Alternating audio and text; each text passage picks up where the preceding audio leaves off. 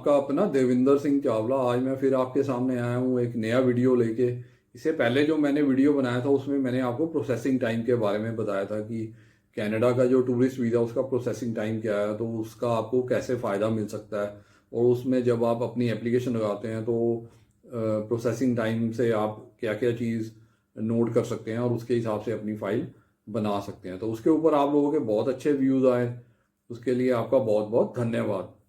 तो आज मैं जो आपके सामने वीडियो लेके आया हूँ इसमें मैं आपको ये बताने जा रहा हूँ कि बैंक बैलेंस है जो कनाडा टूरिस्ट वीज़ा के लिए या किसी भी कंट्री के टूरिस्ट वीज़ा के लिए कितना होना चाहिए।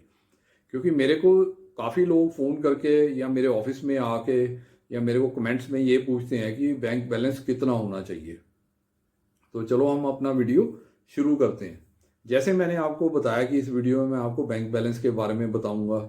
तो देखिए, बैंक बैलेंस कोई कोई मैजिक फिगर नहीं है किसी भी अमाउंट की कि इतनी इतनी अमाउंट आप डालिए बैंक में तो आपको वीज़ा मिल जाएगा। ऐसा कोई मैजिक नहीं है, इसमें कोई जादू नहीं है, कोई जादुई आंकड़े नहीं है कि आप इतना बैंक बैलेंस डालिए और आपको वीज़ा मिल जाएगा, या इतने लाख रुपए होने चाहिए, इतने नहीं होने चाहिए, इतने पुराने होने चाहिए। देखिए, मैं जो इस वीडियो में आपको एक जायज़ फिगर बताऊंगा और उसके साथ उसके बारे में हम डिस्कस भी करेंगे कि क्यों इतना होना चाहिए बैंक बैलेंस।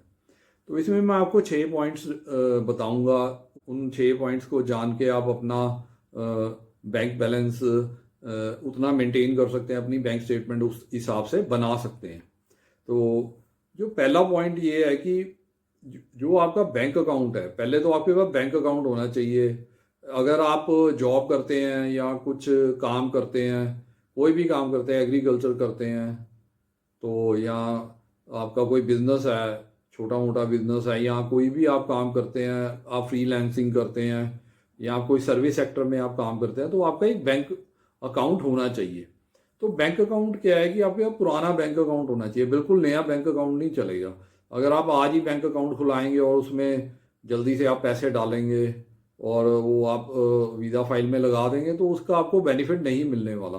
बैंक अकाउंट आपका पुराना होना चाहिए, चाहे वो सेविंग अकाउंट है या करंट अकाउंट है। अगर बिजनेस प्रोफाइल है आपकी, तो ये दोनों अकाउंट पुराने होने चाहिए।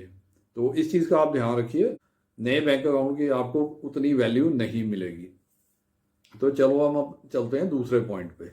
तो दूसरे पॉइंट में मैं आपको ये बताना चाहता हूँ कि जो बैंक अकाउंट तो है आपके पास पुराना, और उसमें जो फंड्स भी है वो भी पुराने होने चाहिए। ये नहीं कि आपने आपने अभी फाइल लगानी है तो अभी 5-6 दिन पहले आपने फंड्स डाल दिए और वही वाली फाइल लगा दी, तो उसका भी आपको बेनिफिट नहीं मिलेगा वो, बल्कि आपके प्रोफाइल के ऊपर नेगेटिव असर डालेगा। क्योंकि जो वीज़ा ऑफिसर है वो बड़े स्मार्ट होते हैं, वो समझते हैं कि ये जो लोग हैं फाइल लगाते हैं तो उसके इमीडिएटली पहले वो अपने फंड्स डाल देते हैं और ट्रांजैक्शन दिखा के फाइल बनाने की कोशिश करते हैं। तो ये चीज़ उनको पता है, तो इस चीज़ का आपको फ़ायदा नहीं मिलेगा। अगर आप जितने मर्जी उसमें अकाउंट में पैसे दिखा दीजिए तो आपको ज़ीरो बेनिफिट मिलेगा। तो इस चीज़ का भी आप ध्यान रखिए, उसमें जो ट्रांजैक्शन है आप पहले से ही करनी शुरू कर दीजिए। जितनी जल्दी होगा, जितनी जल्दी आप अपना बैंक अकाउंट खुलाएंगे और जितनी जल्दी आप उसमें ट्रांजैक्शन शुरू कर देंगे तो उसका आपको बेनिफिट मिलेगा। उसके बाद हम चलते हैं तीसरे पॉइंट में। तीसरे पॉइंट में मैं ये बताना चाहता हूँ कि जो आपका बैंक बैलेंस है आपके बैंक अकाउंट में, वो आपकी प्रोफाइल के अकॉर्डिंगली होना चाहिए, उसको वो रिफ्लेक्ट करना चाहिए। अगर आपकी जॉब की प्रोफाइल है तो उस तरह की आपकी उसमें एंट्रीज होनी चाहिए। वो आपकी जो सैलरी है, जो आप ITR भरते हैं, उसके हिसाब से उसमें बैलेंस होना चाहिए आपकी प्रोफाइल के अकॉर्डिंगली। अगर आपकी एग्रीकल्चर की प्रोफाइल है, आपके पास वो देखेंगे कितनी लैंड है, उस हिसाब से आपके अकाउंट में पैसे होने चाहिए। अगर आपके पास 10 एकड़ लैंड है, 10 एकड़ लैंड है, तो उसके हिसाब से आपके पास पैसे होने चाहिए। अगर आपके पास 20-25 एकड़ लैंड है, उसी हिसाब से आपके पास आपके अकाउंट में पैसे होने चाहिए। तो इस चीज़ का आप बहुत ध्यान रखिए। आपकी जिस तरह का बिजनेस है उस तरह की आपकी बैंक स्टेटमेंट होनी चाहिए, और जिस तरह की जॉब है उसी तरह की आपकी बैंक स्टेटमेंट होनी चाहिए। तो इस चीज़ को आप बड़ा ध्यान रखिए। जो आपका बैंक स्टेटमेंट है आपके प्रोफाइल को रिफ्लेक्ट करती है, तो उसी हिसाब से आपकी बैंक स्टेटमेंट होनी चाहिए। तो अब हम चलते हैं फोर्थ पॉइंट पे। देखो, आपने बैंक अकाउंट भी हो गया, आपके पास बैंक बैलेंस भी आ गया उसमें, तो उसकी भी बैंक स्टेटमेंट भी आपने बनानी है, बैंकिंग हिस्ट्री भी बनानी है। तो उसके लिए आपने क्या करना है कि जो आजकल ऑनलाइन टूल्स हैं उसको आपने यूज़ करना है। जैसे गूगल पे है, पेटीएम है, फ़ोन पे है। आपने डेबिट कार्ड यूज़ करना है, आपने क्रेडिट कार्ड यूज़ करना है, तो ताकि उससे आपकी जो अकाउंट स्टेटमेंट में ज़्यादा से ज़्यादा एंट्रीज आ सके। इस चीज़ के ऊपर भी आपने ध्यान देना। आपने बैंक अकाउंट स्टेटमेंट भी बनानी है, तो उसमें आपके अकाउंट में आपके अकाउंट स्टेटमेंट में एंट्रीज होनी चाहिए ट्रांजैक्शंस की, डिफरेंट ट्रांजैक्शंस की। तो इसके बाद हम चलते हैं 5th पॉइंट पे। अब हम इसमें बात करते हैं कि आपके बैंक अकाउंट में बैलेंस कितना होना चाहिए। जब भी आपने कोई भी वीज़ा की फ़ाइल लगानी है, किसी भी कंट्री की टूरिस्ट वीज़ा की फ़ाइल लगानी है, तो बैंक बैलेंस इतना होना चाहिए कि जो आपकी टूर की कॉस्ट है, सपोज करिए अगर आपके टूर की कॉस्ट 2 लाख रुपए है या 3 लाख रुपए है, तो उससे डबल से थोड़ा सा ज़्यादा होना चाहिए आपके बैंक अकाउंट में। देखिए 2 to 3 टाइम्स होना चाहिए, कम से कम 2 टाइम्स तो होना ही चाहिए। अगर 2 टाइम्स से ज़्यादा है तो वो सबसे बढ़िया बैंक स्टेटमेंट मानी जाती है। तो अगर आपका जो टूर का कॉस्ट 3 लाख रुपीज़ है, तो आपके पास कम से कम 6, 6.5 लाख या 7 लाख रुपए आपके अकाउंट में होने चाहिए। तो उसी को एक अच्छी बैंक स्टेटमेंट वीज़ा ऑफिसर मानता है, तो उसके ऊपर वो आपको वीज़ा ग्रांट करने की पूरी कोशिश करेगा। तो आप मेरी बात शायद समझ गए होंगे कि आपके पास कितना बैंक बैलेंस होना चाहिए जब आप वीज़ा की फ़ाइल लगाने जा रहे हैं। तो इस चीज़ को आप ध्यान रखिए, इस हिसाब से आप अपनी बैंक बैलेंस को मेंटेन कीजिए। और ये कोई हार्ड एंड फास्ट रूल नहीं है। आप ये नहीं सोचे कि आपने 6, 6.5 लाख रुपए रख दिया तो आपको वीज़ा 100% मिल जाएगा। देखिए ये एक फैक्टर है, इससे आपके वीज़ा के चांसेस बढ़ जाएंगे, पर ये नहीं है कि यही एक मैजिक फिगर है या एक मैजिक है कि आपको ऐसे करेंगे तो आपको वीज़ा मिल ही जाएगा। क्योंकि बैंक बैलेंस के अलावा जो वीज़ा ऑफिसर है और भी सारे फैक्टर्स देखता है। आपकी पूरी प्रोफाइल को वो स्टडी करते हैं, आपकी पूरी जो फाइनेंशियल एस्टेब्लिशमेंट को स्टडी करते हैं कि आप यहाँ पे कितने फाइनेंशियली स्टेबल हैं और आप क्या काम करते हैं, और उस हिसाब से आपकी बैंक स्टेटमेंट सही है या नहीं है, और आपकी जॉब कौन सी है, और आपकी कितनी सैलरी, आप कितना हर महीने कमाते हैं, और आप बिजनेस में कितना हर महीने कमाते हैं, और आपकी ITR, आपकी अकाउंट स्टेटमेंट, और आपके जो असेट्स हैं, जो आपकी इकोनॉमिक असेट्स हैं, जो आपके इकोनॉमिक टाइप दिखाते हैं इंडिया से, ये सारी चीज़ों को स्टडी करके जो वीज़ा ऑफिसर है आपको वीज़ा ग्रांट करता है। पर बैंक बैलेंस के ऊपर काफ़ी इस चीज़ का असर पड़ता है आपका वीज़ा ग्रांट होने में। तो ये एक बहुत सबसे आप ले लिए एक मेजर फैक्टर है। तो इसको आप अच्छे से बनाइए, अपनी बैंकिंग हिस्ट्री बनाइए और उसके बाद अपना वीज़ा लगाइए, तो आपको कामयाबी ज़रूर मिलेगी।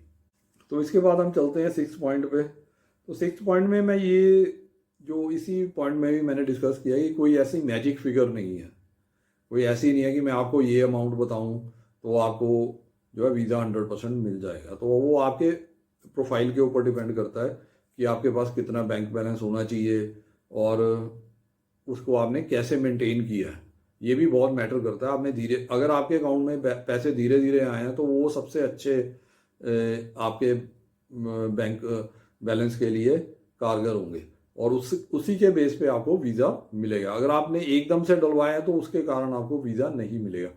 देखिए एकदम से डलवाने का मतलब ये है कि आपने एकदम से बड़ी अमाउंट नहीं डलवाई, पर अगर आपने आपके अकाउंट में रेगुलरली कोई बड़ी अमाउंट आ भी रही है तो वो अच्छी बात है।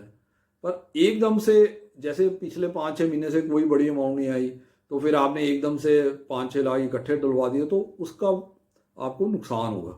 उससे आपकी जो वीज़ा की में रिफ्यूज़ल मिल सकती है, आपकी फ़ाइल रिजेक्ट हो सकती है। तो इन चीज़ों का आप ध्यान रखिए, इन सब चीज़ों को देख के आप अपनी बैंक स्टेटमेंट बनाइए और अपने वीज़ा की फ़ाइल लगाइए। तो अगर आपने अच्छी बैंक स्टेटमेंट बनाई है तो आपको 100% वीज़ा मिलेगा। तो ये थी मेरी आज की वीडियो। उम्मीद करता हूँ कि आपको मेरी वीडियो पसंद आई होगी और जो मैंने बातें आपको समझाने की कोशिश की है वो आपको समझ आ गई होगी। इसके अलावा अगर आपको मेरी वीडियो अच्छी लगी है तो आप इसको अपने फ्रेंड्स, फैमिली मेम्बर और रिलेटिव्स के साथ शेयर कीजिए। इसके बाद अगर आपके मन में कोई डाउट है, कोई सवाल है, तो आप स्क्रीन पे मोबाइल नंबर आ रहा है उसके ऊपर फ़ोन करके मेरे से अपने क्वेश्चंस का आंसर ले सकते हैं और अपने डाउट्स क्लियर कर सकते हैं। अगर आप अपना क्वेश्चन या अपना कोई डाउट है वो इस वीडियो के कमेंट सेक्शन में भी डालेंगे तो मैं उसका आंसर आपको ज़रूर दूंगा। इसके बाद मैं आपको जो हर वीडियो में ऑफ़र देता हूं तो उसके बारे में आपको मैं बताना चाहता हूं कि अगर आप अपनी कनाडा टूरिस्ट वीज़ा की फ़ाइल या ऑस्ट्रेलिया टूरिस्ट वीज़ा की फ़ाइल या किसी भी वीज़ा की फ़ाइल है जो फ्री ऑफ कॉस्ट बनवाना चाहते हैं, तो आप मेरे को इस स्क्रीन पे जो मोबाइल नंबर आ रहा है उस पर ऊपर फ़ोन करके आप मेरे से अपॉइंटमेंट फिक्स करके मेरे को ऑफिस में मिल के अपनी फ़ाइल फ्री ऑफ कॉस्ट बनवा सकते हैं।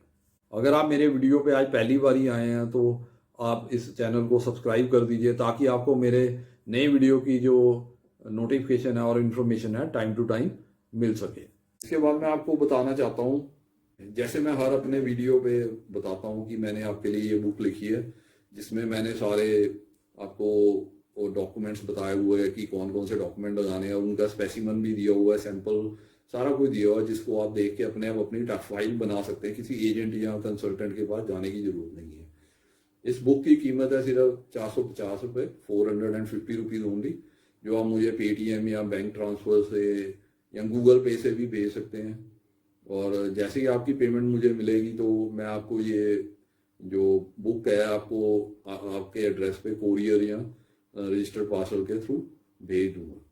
इसी तरह एक बुक मैंने ये भी लिखी है, जिसमें मैंने वर्क परमिट के बारे में बताया कि आप कनाडा का वर्क परमिट कैसे ले सकते हैं, कौन कहाँ से जॉब अपनी ढूंढ सकते हैं, कैसे आप जॉब के लिए अप्लाई कर सकते हैं और LMIA के लिए अप्लाई कर सकते हैं। उसके बाद आपने अपना जो फाइल है कैसे बनानी है वर्क परमिट के लिए, कौन कौन से फॉर्म भरने हैं, कौन कौन से डॉक्यूमेंट लगाने हैं और क्या क्या डिटेल्स जो आपको चाहिए पता होना चाहिए, वो इस बुक में सारी दी हुई है। इसकी कीमत भी सिर्फ 450 रुपये है, 450 रुपीज़ ओनली। ये भी आप मुझे गूगल पे या पेटीएम या बैंक ट्रांसफ़र के द्वारा भेज सकते हैं। और मैंने जो पेटीएम और गूगल पे नंबर है नीचे डिस्क्रिप्शन में दिया हुआ, आप वहाँ पे पेमेंट करके मुझे जैसे ही इन्फॉर्म करेंगे, मैं आपको आपके एड्रेस पे ये बुक कोरियर या रजिस्टर्ड पार्सल के द्वारा भेज दूंगा। इसके अलावा जो मैं हर वीडियो में ऑफर देता हूँ आप लोगों के लिए, आपके बेनिफिट के लिए, कि अगर आप कनाडा के टूरिस्ट वीज़ा की फ़ाइल फ्री ऑफ कॉस्ट बनवाना चाहते हैं तो आप मेरे को कॉन्टैक्ट कर सकते हैं मेरे मोबाइल नंबर पे जो नीचे डिस्क्रिप्शन में दिया हुआ है। तो उसके ऊपर आप मेरे से कॉन्टैक्ट करके अपॉइंटमेंट फिक्स करके मेरे ऑफिस आ सकते हैं और अपनी फ़ाइल जो कनाडा टूरिस्ट वीज़ा के लिए बिल्कुल फ्री ऑफ कॉस्ट बनवा सकते हैं। तो ये था मेरा आज का वीडियो।